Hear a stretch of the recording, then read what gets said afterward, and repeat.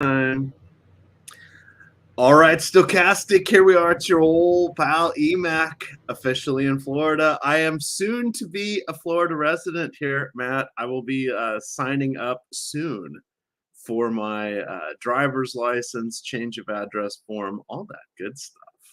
But here we go. We're going to have a little bit of fun today. 3-game slate, which, of course, means – let's see, what are the usual, I don't even want to say tropes, strategy. Raw fantasy points are key.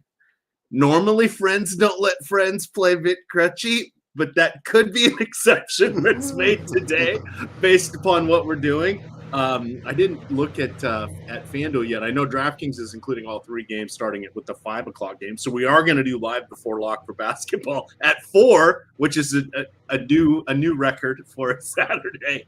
And then there is a game at 7 and 7:30. Of course, we have the Sweet 16, Elite 8, etc. coming into this weekend. That's taking a lot of eyeballs. MLB started. That's taking a whole chunk of eyeballs. You're going to get MLB live before lock. It looks like there's a big slate at 4 o'clock, and then I think another one at 7. I'll have my articles up for that. We have all the tools, of course. We've got the sims. We got the lineup generators for all of the above. It's going to be a fun one. NASCAR Xfinity races today. Tomorrow is the whatever the cup, I forget which, the Sprint Cup, I guess. I've lost track. I remember when it was the Winston Cup when I was a kid, and I never associated that with Winston cigarettes. Matt, I'm not sure how that worked. I lived in Washington State. The tobacco states were clear on the other side of the country, but I just assumed the Winston Cup, it was named after a person. Weird. I don't know if I ever put 2 and 2 together, but honestly, like when I think of Winston, I think of the cigarette. So I'm sure that they kind of meshed together in my mind. And yeah, just on the baseball tip, after this show, I'm going to do my MLB article. I think I'm going to do it for the night slate, just so there's more time for people to get eyes on it. And then I'll be back for MLB live before lock in a couple hours. Exactly. You'll be there for me. I will be putting together, I will do my MLB article myself. Look, we got free articles for you guys on the homepage. I'll be doing that I'll hit the 4 o'clock slate with the pitcher and the stack. Same thing with the main slate. It's a lot of fun. I hit my home run of the day yesterday. I went to bed because it's just been one hell of the last 5 weeks here getting down to Florida.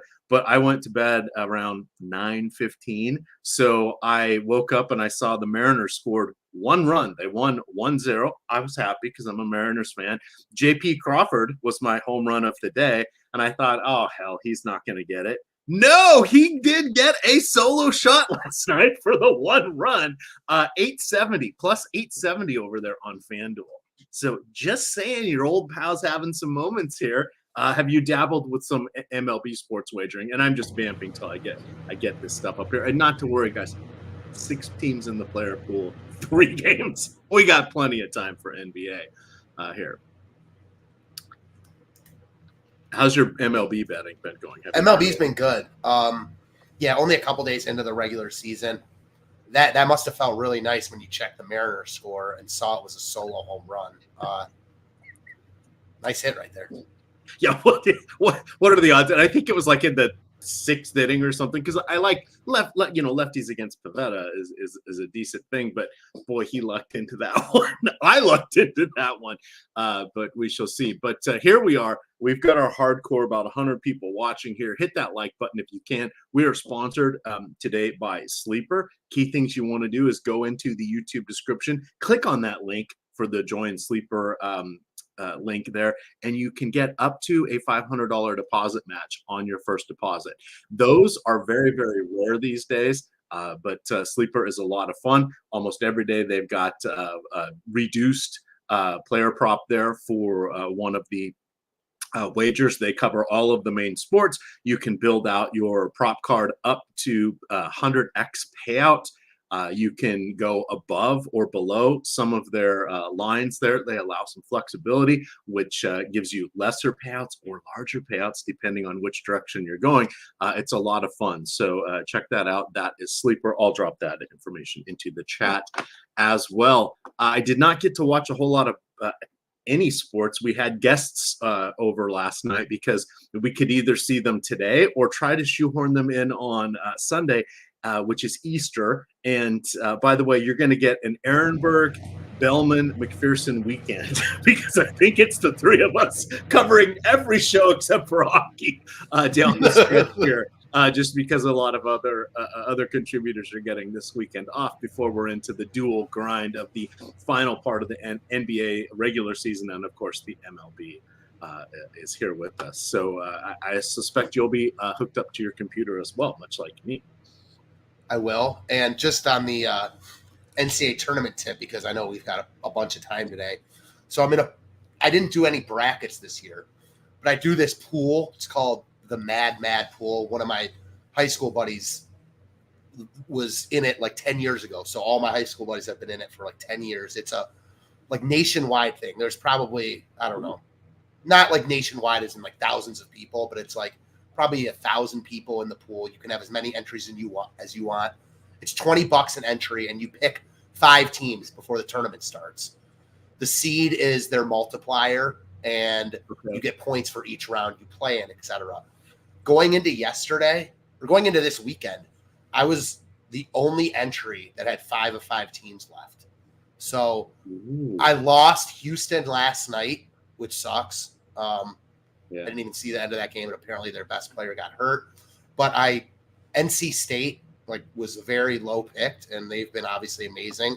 Alabama, Tennessee, and of course UConn. So without actually having wagered on these specific games, I feel like I've got a lot on the line here, Yeah, you've got a lot riding. I mean, this is coming up. Everything's coming up. Bellman here. That Houston you got to keep the push. You got to keep the push going. Still a lot of basketball left. Yeah, so much basketball left. I mean, at this point, NC State has more points right now than a 1 seed will get if they win the title. God, there's so many cool things with the NCAA tournament that they do these days with regards. I know. And this one is just so fun. I'll have to send you the link next year. $20 an entry. Most people do 1. Some people do 10. You know what I mean? Yeah, I'm more of the chip in the chair fella. Never play poker, but I love that analogy. I'll put 1 in and give it my best, right? Because there's money on the line, so everybody's trying, which is always the goal. One of my favorite goals for me at DFS is just everybody's trying, right? So that means your best is going up against everybody else's best for the most part. Obviously, we have upload errors. We forget we enter slates, specifically me, trying to capture all of these DK crowns, all that fun. But I do like the competition aspect here. Plus, the instant gratification of daily fantasy sports is pretty key. All right, I'm just getting some of the sims around here in the background. We've got all of our stuff uploaded. We'll talk about, we'll go game by game here. We're going to go game by game tonight as well, just because there's only 3 of them. So that'll work out nicely. So key things we want to know about our slate here, our expansive slate. We've got Boston at New Orleans. New Orleans missing a few key people here. Obviously, Brandon Ingram is a major loss there. Do you think is there a chance he's back for the playoffs? See if I can find that real quick. But I would presume at this point, so they've essentially pushed his return date to the end of the regular season with the knee issue, and it's not looking positive. We have Grand Theft Alvarado out tonight as well for New Orleans. Boston. They stumbled a little against Atlanta. We get to talk about Atlanta today. That'll be fun. But Boston looks like they're going to be playing everybody at this stage of the game. Remember, they have such a commanding lead in the Eastern Conference. They could basically lose every game at this point, I think, and still hold on to the 1 seed.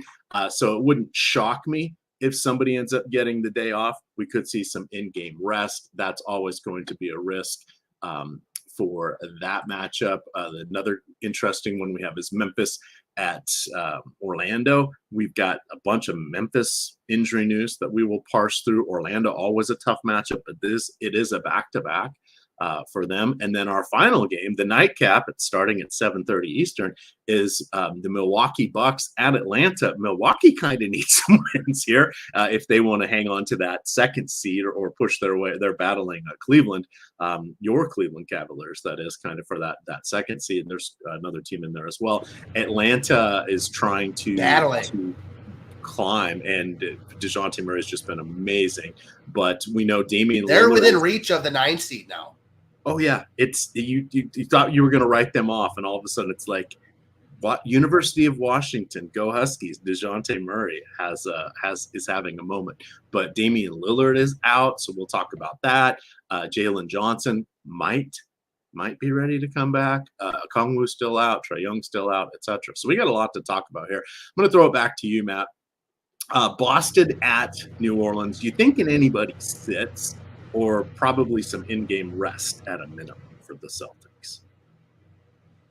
Probably more in-game rest than anything, although, as you mentioned, I wouldn't be surprised at any point these days if one or two or multiple guys are out from Boston on any given night because they've got the 1 seed wrapped up.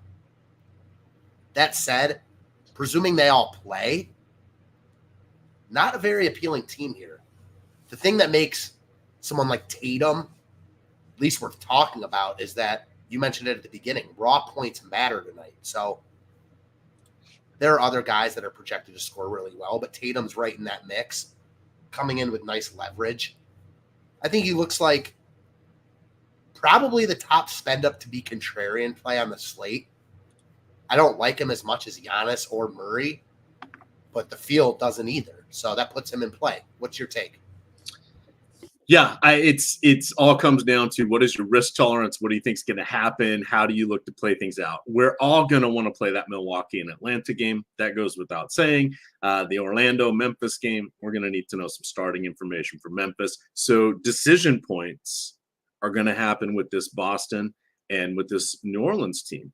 And we'll get into it as we hit to the New Orleans side. But if Boston starts, just, hey, we're in maintenance mode, we're going to rest a few guys here and there, perhaps in game. The win doesn't really matter. That means they're not trying as much on defense. And the Boston defense is just everybody can switch everybody can switch onto 3 positions, and most of them can switch onto 5 positions and still survive, as we saw them attempting to give Kristaps Porzingis some switch rotations onto point guards. That's marginal results on that one, but I don't know if that was a coaching gaffe covering for him, or they really were just seeing what he could do at this point in the game after his various leg issues, what his lateral movement would be on guards.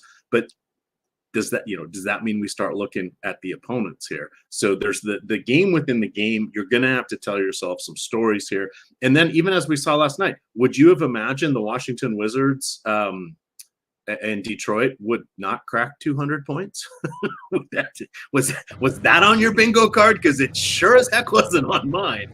So weird stuff happens. The Lakers died on the vine last night. That wasn't expected. They put up 150 points. Highest total that they put up since January in 1987 in a regulation. And then what did they score? Like 90 last night? Did they even get over 95? It was low scoring last I looked at that game against Indiana. We forget those 2 teams played in the play or in the in-season tournament. That feels like a lifetime ago. So things changed quickly here for NBA DFS. And, again, by tonight or even later this afternoon, we'll have a little more information here. But I think this is coming back full circle. I think we start to parse out what we want to do with some of these Boston guys, because if you think there is in-game rest or maintenance, that does put Sam Hauser and Peyton Pritchard into play. Now, they're not the windmill slam dunks that they were when the Tatums, the Browns, the Whites, the Jrue Holiday, everybody's resting or hurt or whatever.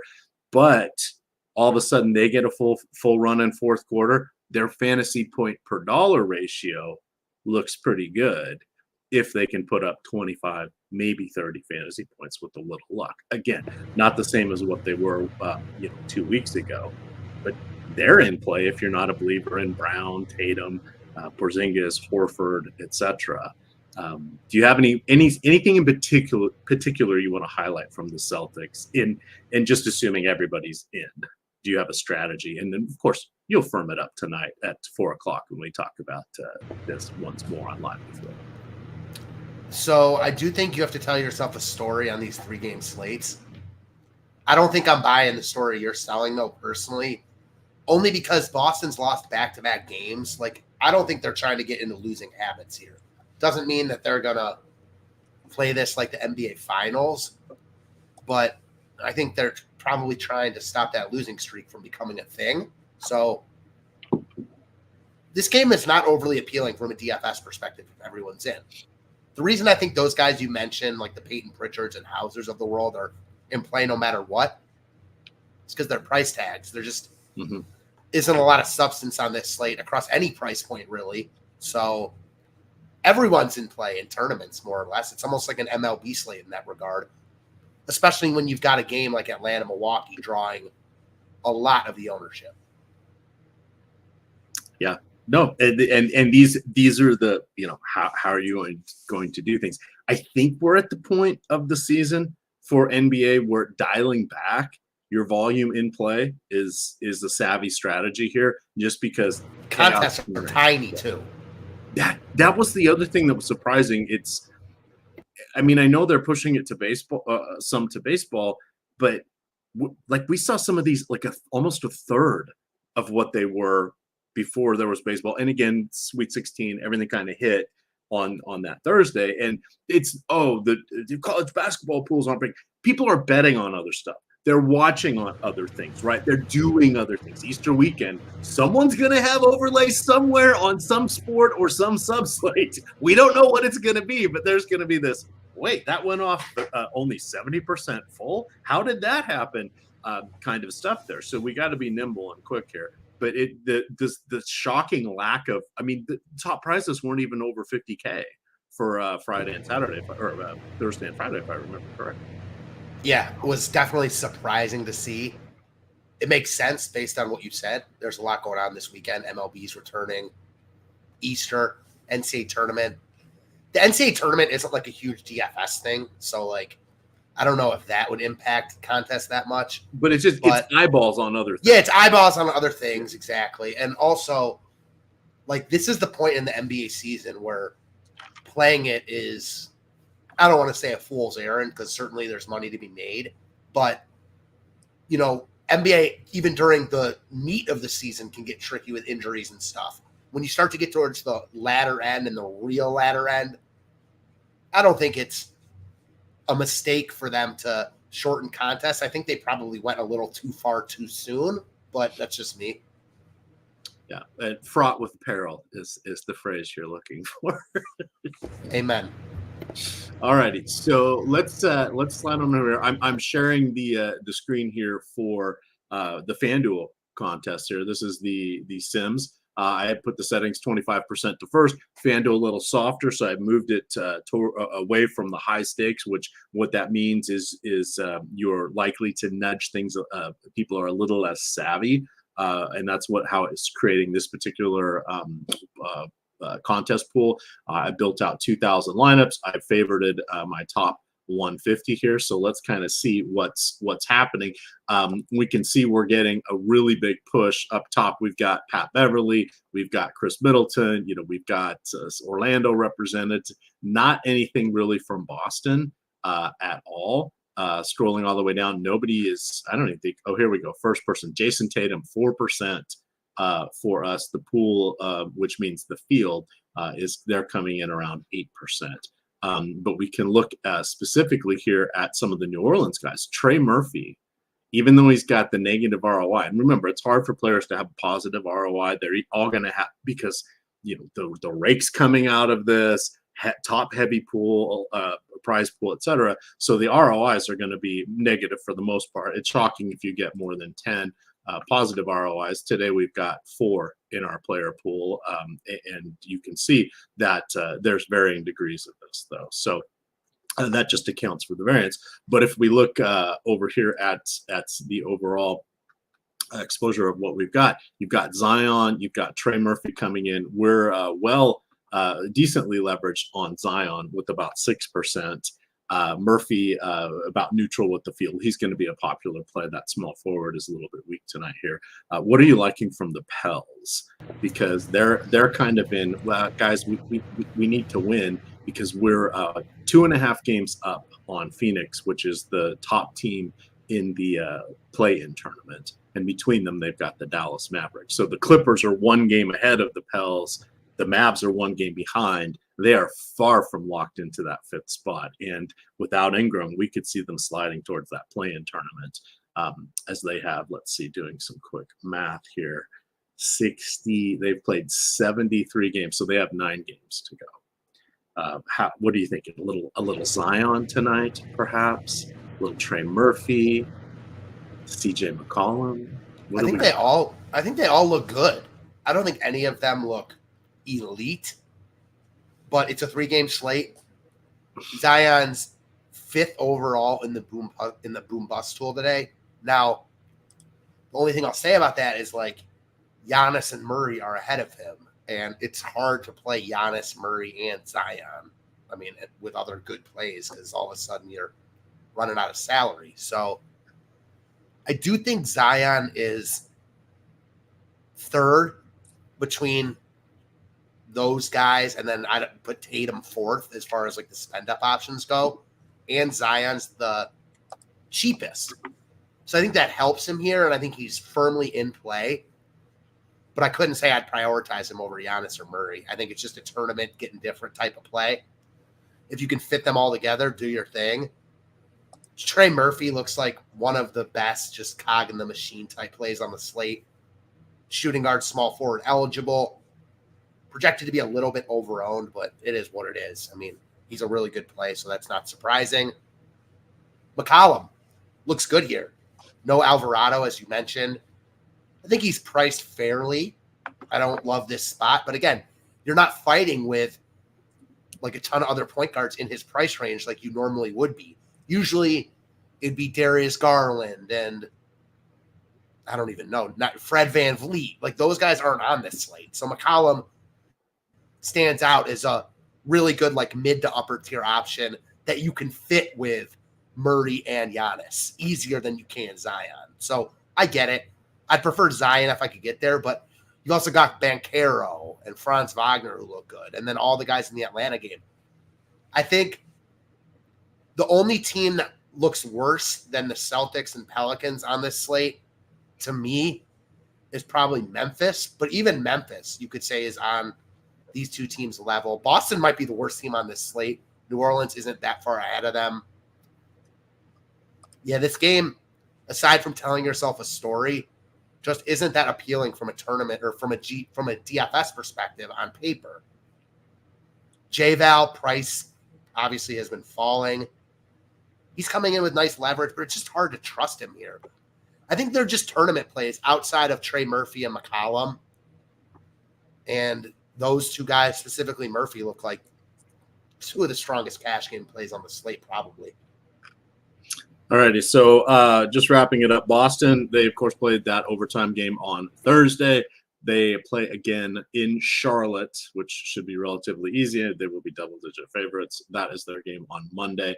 And then, let's see, New Orleans, they played on Thursday as well. They do not play again until Monday when they host Phoenix, which is going to be a key game because Phoenix is that team that is hovering there in the trying to claw their way out of the play-in tournament. I followed Mr. Lindquist and took, I think it was under 48.5 wins for the Phoenix Suns back when I was in sports wagering eligible state of Virginia. I'm now in Florida. I need to sign up for Hard Rock. That's the last show in town, the only show in town here for sports wagering because, you know, they like monopolies here in Florida. All righty. A couple things I want to point out. I dropped the link into chat. You can get to the promo code page there for the UFL. This is a free read for you guys. I'm audibling here. See what I did? Football, audibling. UFL is starting today. AJ McCarron, baby. He's back in our lives, which also means AJ's mom. She has it going on. I just got to point that out. But 30% off in this package, promo code UFL24. You can pick 1 week, or you can pick 1 month to get 30% off. It is not unheard of to see one of these spring football leagues fold mid-season. Now they combined, didn't they? Yeah, they combined the XFL and the USFL, I guess, to make this thing, or I don't even know what we're doing at this point. But yeah, we've got spring football yet again. Matt Gajewski's behind the projections, so of course these are going to be good. But that is in there for you. That locks today at 1 o'clock, and as we see on DraftKings, when these, I don't even want to say tertiary sports, when these minuscule leagues pop up from time to time, they'll live for 1, maybe 2 weeks of big prize pools. DraftKings will eat the overlay because I'm sure the leagues are kicking them some money to put it on their sites, and then the contest pools will shrink. So now's the time you want to get in. That's promo code UFL24 to get you a 30% discount. He's already got the projections up. Let's move on to game 2 here. We have Eric with too many tabs open. It's always funny. Sometimes I call myself Eric. Sometimes I call myself EMac, depending on what I'm doing. When I'm really unhappy with myself, I call myself Eric. I'm a little annoyed with my inability to get these things going. Cleared cache before because I needed to try to get some stuff to work. It's a bitch when you forget that half the things you go to all the time on your URLs aren't actually saved in your favorites. It's just because you go to them so many times. You only need to type in a couple words or letters and they pop up for you. And that's a little bit frustrating, but here we are. So Santi Aldama is dealing with an illness. He is doubtful. John Conchar dealing with the sore heel. He is doubtful. Luke Kennard should be in. Desmond Bain not playing tonight. And then is Clark's not even on the injury list? That feels a little off, doesn't it? I thought he'd at least be there questionable, conditioning or something of that nature, because he was back. Matt, I sort of missed that, but he is looking like potential chalk. So Memphis last played on Wednesday when they gave the Lakers a bit of a run there. Ended up losing 136-124, but pretty lofty point total there. And let's see, Brandon Clark played 21 minutes. He had 6 points, 5 boards, a steal, and an assist. Not too shabby, but he is coming in as a cheapie on a couple sites here. Take us through Memphis, because they look like at this point the immediate source of value for us. Really hard to get away from Clark here. Just way too cheap for who he is. I know he's not playing a ton of minutes, but there isn't a ton of value, like under 4K value on the slate aside from him and Pat Bev. And also, you have like 0 opportunity cost at center. There aren't hardly any good centers on this slate. Jaren Jackson looks good, and I think he's a really, really intriguing GPP pivot off of Clark, or play them together. But the problem is, like, if you're playing Jaren Jackson Jr., you're not playing a Zion, DeJounte Murray, Giannis, obviously. So I don't love it. I don't really want to spend up for Memphis here, but someone like Brandon Clark at 3,300, yeah, I think he looks like one of the best plays, if not the best overall play on the slate. Like, he is coming in way over-owned, like, by far the most negative leverage of any player on the board, but tons of ways to get different. His price tag is just an outlier, and I see no reason to fade him unless you just want to get different. So sharing on the screen here, let's add more funds. They have game flow box scores. You can also get them free at popcornmachine.net. So, excuse me, what I'm looking at here is I just was curious to see how they worked in Clark for his minutes. So it looks like he had 4 different stints, one kind of in the latter middle to latter portion of the each quarter. And that's probably what they will do again tonight. A lot of times when players are coming back, they either just kind of start the beginning of each quarter, or they'll do something like this because they're trying to help them time getting warmed up, giving them ample rest in between. He played 20 minutes and 51 seconds. I would say 24 minutes is reasonable tonight, somewhere between 22 and 24. But he is coming in as one of the discount dandies there. As Matt mentioned, was 3,300 on DK. He is one of the most popular plays. He's 4,400 on FanDuel, but you do get power forward eligibility, and currently we're projecting him to be on almost 60% of lineups. Again, just 6 teams in our player pool. So, even though he is back, I had not realized they didn't play since Tuesday. I thought they would have. I should have known. There's only 2 games, 4 teams on Thursday, and most of them are playing today, and Memphis wasn't one of those. So they've had a little bit longer of a layoff. So I'm hoping we see him, just start to tick up. This is, again, maintenance mode at this point for Memphis. They're just happy to get their guys back. This is kind of just the reward of, hey, you've worked really hard rehabbing this whole time. Let's, help you knock the rust off. But I would be shocked if between now and the end of the season, if he plays more than 28 minutes in any game, Matt, I would be shocked if he starts. And it wouldn't surprise me if they shut him down after 2 or 3 more games. Just kind of to preserve things for next year. I definitely agree. But tonight he's not playing more than 28 minutes. I'm with you there. No, that's not.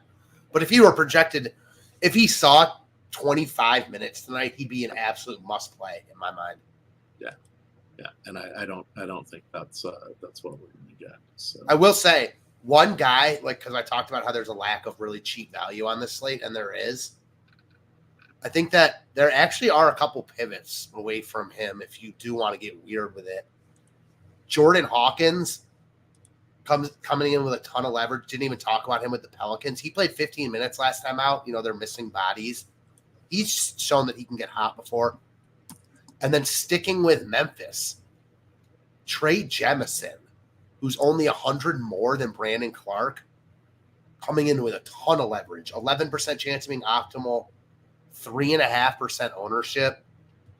He's projected for 17 fantasy points. Brandon Clark is projected for 21. It's a decent gap, but it's not I would say Clark is probably, 70-30 to outscore Jemison here. But I think the ownership is way, way out of proportion in that regard. So I think Jemison looks really sneaky as a pivot. Yeah, I'm just, oh God, Jordan Hawkins. Really? Are we really going to do that? I mean, it's a 3-game slate. He's not, I don't want to say he's not good because he's a rookie playing on a loaded team. He has not been good from a fantasy perspective, but you also get, like you talked about with the Boston guys, if this game gets weird, he's going to play blowout run. What position do you consider him to be? Shooting guard. So not less of a wing or front court, more shooting guard. Yeah, I consider him shooting guard / small forward, but more of a shooting guard. Okay, that makes sense because I'm just trying to eyeball who he was potentially in here for because it certainly wasn't Jonas, but that's where kind of his minutes came in, but then he didn't play in the 4th. But you could also argue that Herb Jones was out for part of these. CJ McCollum. I think it was Alvarado. Yeah, I agree. I think that makes more sense. So anyway, okay. So let's go back over here. What do we got? So Luke Kennard, I guess, reasonable. He was away from the team for personal reasons, so expect him to come back for minutes. You mentioned Jaren Jackson Jr. Tough matchup here against Orlando. We are going to take a little peek here at their minutes from last night because always fun to check out what happened the night before. And this is where these game log box scores, and again, we got a 3-game slate here. I'm just kind of showing you guys how to look at things when you have, what do you call it? popcornmachine.net. I have to type it in because, again, I lost all my go-to tabs. So when you look at these things here, I want to show you guys quickly how to look at a game flow box score. And this is Orlando. This is important because you'll want to start to see things as we get into the postseason. everybody forgets this through the first couple games of the playoffs. The 9th and 10th men almost don't play at all. And it's situational as to who the 7th and 8th players are. And sometimes, it could be like, I'm just making this up, but it could be a Larry Nance that gets the short shift because of a different setup, and you're getting, fill in the blank of who's coming in for him. But when you start to look at game flow box scores, this is how you can suss out the different things that's going on. So this one's Popcorn Machine. I like them because they show the the scores and who was leading and winning in the particular game sections here. That isn't on Add More Funds, but it's something that is helpful here. But what I wanted to see is who played for the fourth quarter here as we start to look for Orlando. And you can see that they put their starters back in, made it after the bench made a bit of a run at the start of the fourth quarter, but then they petered out and ended up losing the game of all things there at home. So last night, but the minutes you can see Boncaro played almost 39. You had Franz Wagner played almost 36. And then most everybody else, aside from Suggs, was down there. So they spread things out a fair amount.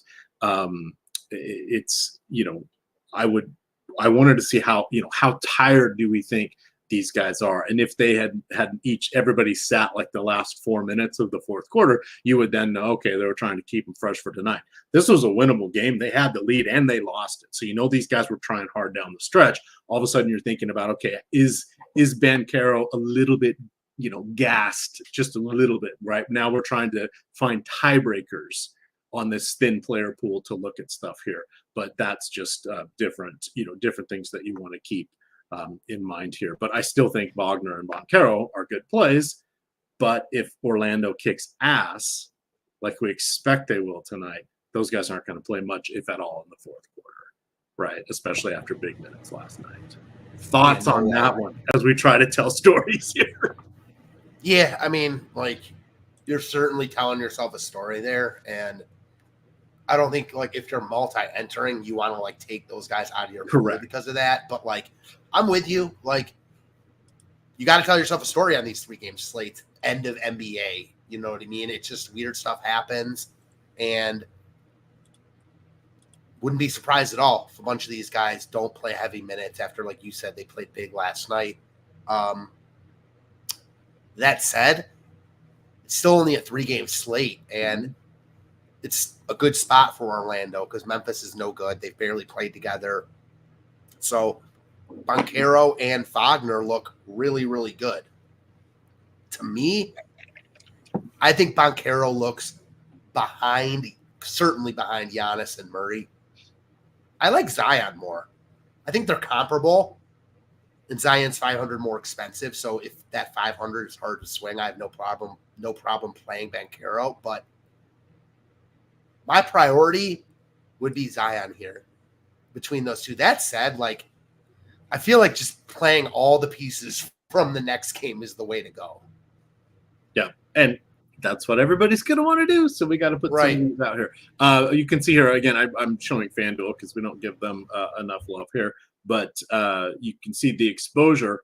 That's what's in my player pool for 150 lineups here. Almost 80% Suggs. The field's at just over 60. Wagner, I'm up 11%. I'm actually a little lower on Boncaro, but you can see that these 3 guys are coming in, very well represented in the player pool. And that what that's trying to do here is show you that that's where a good source of points is coming from.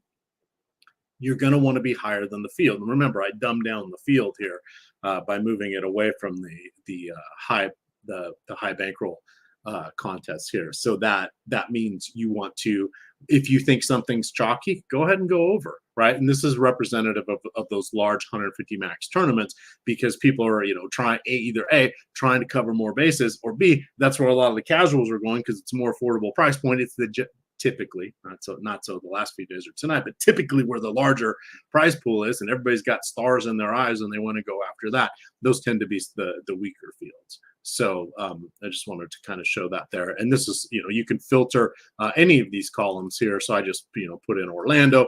We can flip this and, just see, hey, what's showing up for Memphis here. You can see, as we mentioned, Brandon Clark is going to be one of the more popular options. We're coming in just above him on the pool. And you can see, even though we had him on our overall projections for just 56, 56% on FanDuel, you can see that this pool was created through the 40,000 simulations and all of that, slightly different. And because I hit a couple of the other parameters. So it's not always going to just import directly our projections. It's utilizing the boom bust tool. It's utilizing our projections and for both player ownership and for production, but it's shifting the ranges, right? That's why we run these simulations.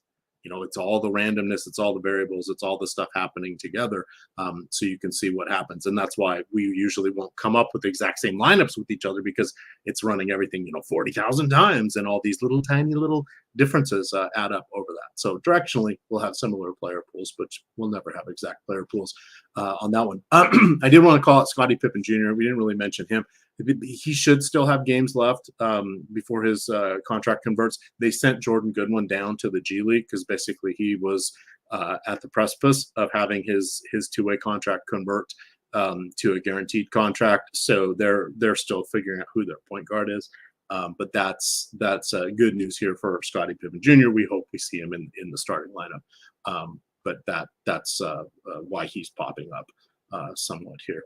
Anything else you want to mention from this game, or shall we hit our final game? And somehow we've managed to talk for 40 minutes here over just two guys. Matt, we have the ability to expand things to whatever our time frame is, clearly. I told you, with the pipe bursting in my house and my daughter acting a fool, I could stay on here for hours with you. Sorry, honey, I'm still working. Yeah, exactly. Oi. All righty. Well, let's get to the final game here. I'm just gonna hand this over to you. We got Atlanta. We got Milwaukee. Both teams need wins for different reasons, but they both should be playing hard. Damian Lillard out. Trae Young out. Okongwu out still. So we have a similar cast of characters to what we have, but that is popping up for Patrick Beverley back in our lives in a dramatic fashion here. What would you like to do with this game?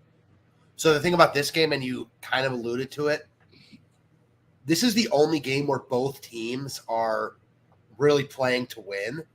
And both these teams aren't great defensively to start with. Like in the Memphis-Orlando game, Orlando needs wins, but Memphis doesn't care. Same thing with New Orleans and Boston. Boston doesn't care for other reasons, while New Orleans does care. Anything can certainly happen in late season NBA, but this game has all the makings of just being a DFS darling. From the Milwaukee side, Giannis and Middleton look elite. Two highest players in the boom bust tool. Middleton coming in with a little bit of leverage also. Those guys look amazing. Portis looks good, also coming in with leverage. Beverly looks like, I don't know, in this matchup, maybe the top value play on the slate, even over Brandon Clark. I think they're comparable. I don't love Brook Lopez. I never do, but in this spot, I don't hate him without Dame at all at 5,100 on the slate without good center options. I'm fine with any and all Milwaukee. And I think, I'm not sure how much NBA I'm playing tonight, but if I were playing one lineup, I would start with Giannis and Middleton and then go from there. As far as Atlanta goes, the Jalen Johnson news is big because if he's in, I think you downgrade everyone but Murray probably. Murray's going to look elite regardless. He looks amazing. A little bit over-owned, but don't care. He looks fantastic, playing really good ball right now. We know his upside, so I think you just play him. I like Bogey a lot if Jalen Johnson is out. If Jalen Johnson is in, I like Bogey a lot still. I mean, there's only 3 games. I love this game, but he's not the priority that he would be if Jalen Johnson is out. I think you can say the same for guys like DeAndre Hunter, Capella, and Bruno Fernando is always an interesting dynamic. I think you can make strong cases for either of them or both of them on a slate like this. So there isn't hardly anything from this game I don't like. How about you?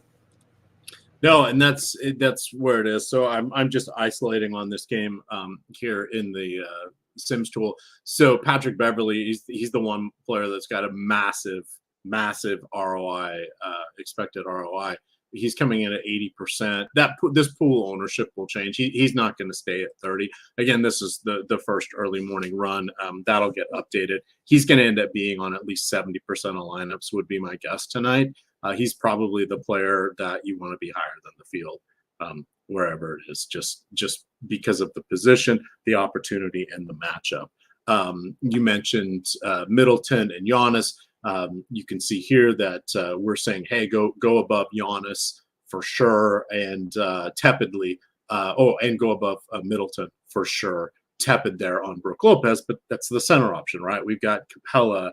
I don't really want to play Wendell Carter Jr., but he's there, et cetera, et cetera. So a little more tougher to get to the the center only players in there on FanDuel rather than DraftKings, where you can play two center only players. So that's sort of how things are shaking up here within the lineup simulation tool.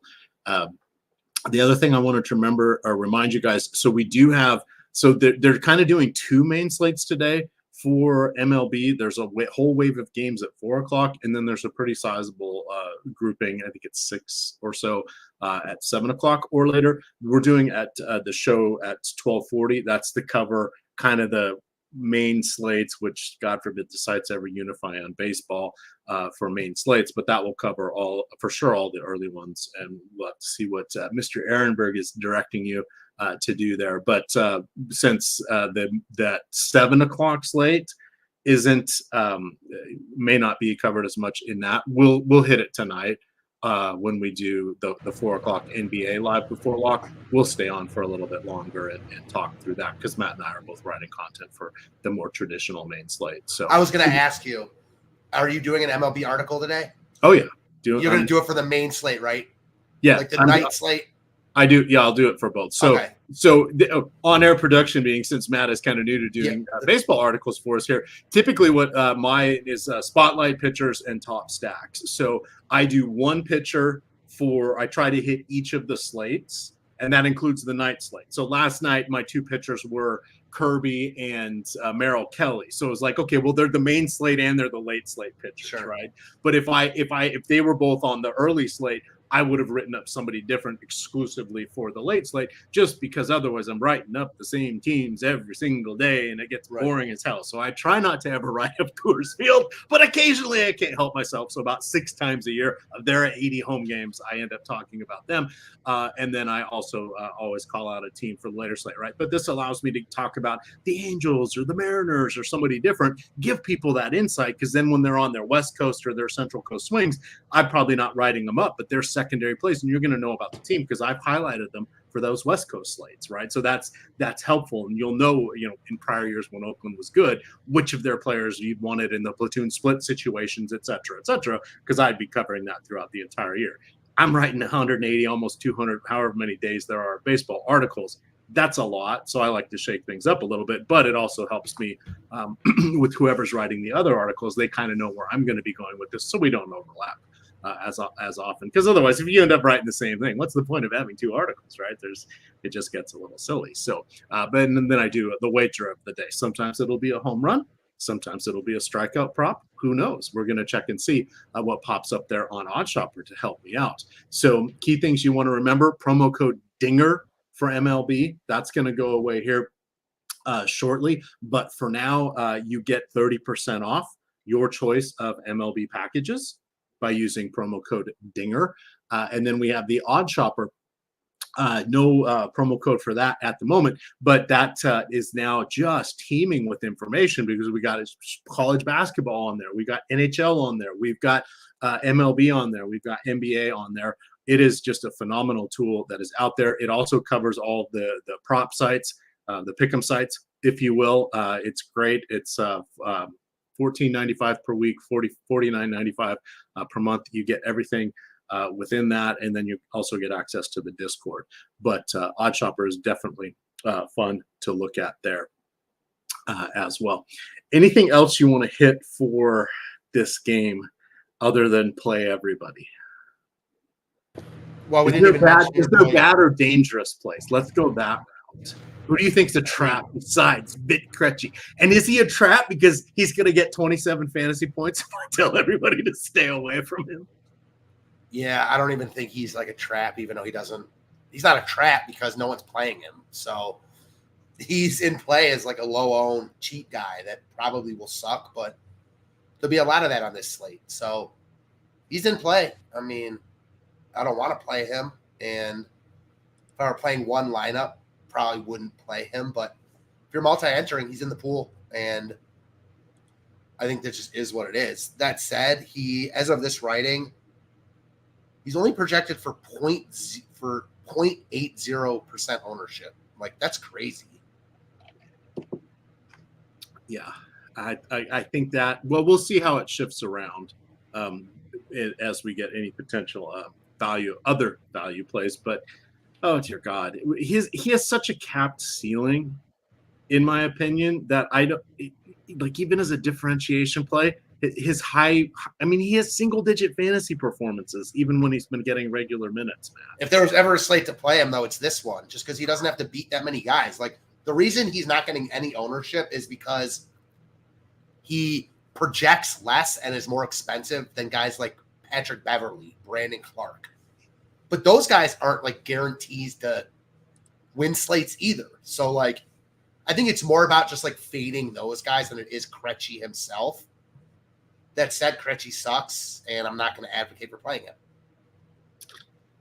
All righty. So I've got OddsShopper up here. Oh, I see Kenny Brayboy in chat says EMac is the greatest. No, how can I be the greatest when I got to recognize you, Kenny, for being the greatest, for recognizing that I'm the greatest? You guys can get a room after the show.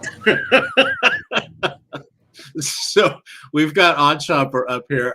So I've pulled up Paolo Banchero and Zion Williamson. They're currently the two best plays out there. You can see by expanding the information here, we can see that Bet 365 is offering the under of 7.5 rebounds there for Paolo Banchero at -115. We look just down below. Pinnacle, aka the Sharp Sportsbook, is offering that at -145. That's a 3% difference just by looking at these different books. So now all of a sudden it looks like the -115 to -120 on ESPN Bet, Bet 365, and even Bet MGM at -120. Those look really, really good. And then a lot of these others are down at 140. That's what we mean by shopping odds. Just getting that 2% every time, even if you got every bet right, but you always got 2% more by going to a better book, that adds up dramatically over the year, especially when you consider your expected ROI on wagering is somewhere, if you're really, really, really, really, really good, somewhere around 5%. Crazy. It's crazy. So that line shopping is huge. We can see Zion to a lesser extent here, -113, under 5.5 assists there on FanDuel. But you can see Fanatics is at -160. They're even more punitive than Pinnacle. So that's how you read these things. So a lot of helpful, a lot of fun over here.